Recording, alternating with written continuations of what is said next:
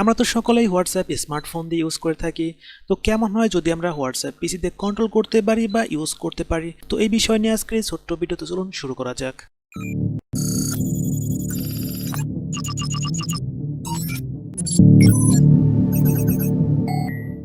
তো সরাসরি কিন্তু পিসি দিয়ে হোয়াটসঅ্যাপ ইউজ করা যাবে না। প্রথমে হোয়াটসঅ্যাপ স্মার্টফোনে লগ ইন থাকতে হবে এবং তারপর পিসিতে আমরা ইউজ করতে পারবো। তো প্রথমে আমার ফোনে লগ ইন করে নেই, তারপর আমরা পিসিতে শিফট করব।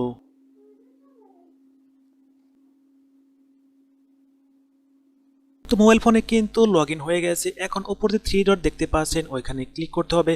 তো এখানে ক্লিক করার পর কতগুলো অপশন শো হবে, আর এখান থেকে লিঙ্ক ডিভাইস এই অপশনটাই ক্লিক করতে হবে। তারপর ওকেতে প্রেস করতে হবে। তারপর এখানে লেখা আছে লিঙ্ক ডিভাইস, এই অপশনটাই ক্লিক করতে হবে। তো এখান থেকে ওকেতে প্রেস করলে কিন্তু স্ক্যানারটি অন হয়ে যাবে।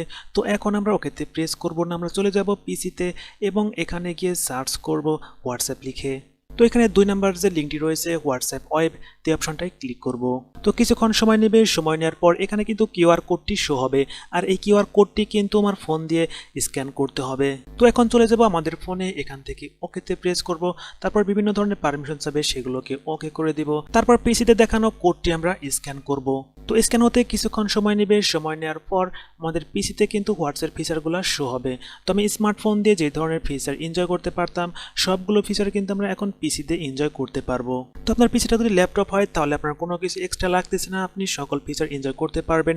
আর যদি ডেস্কটপ হয় তাহলে কিন্তু আপনার একটি মাইক্রোফোন এবং একটি ওয়েবক্যাম ইনক্লুড করতে হবে, আদারওয়াইজ কিন্তু আপনি অডিও কল কিংবা ভিডিও কল এনজয় করতে পারবেন না।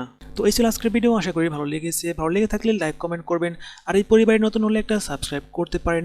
আর আপনারা কমেন্টে আপনাদের মতামত জানাতে পারেন, আপনারা কোন টপিক্সের উপর ভিডিও চান, আপনাদের রিকোয়ারমেন্ট অনুযায়ী ভিডিও তৈরি করার চেষ্টা করব। তো এই ভিডিওটি শেষ পর্যন্ত দেখার জন্য আপনাকে অসংখ্য ধন্যবাদ।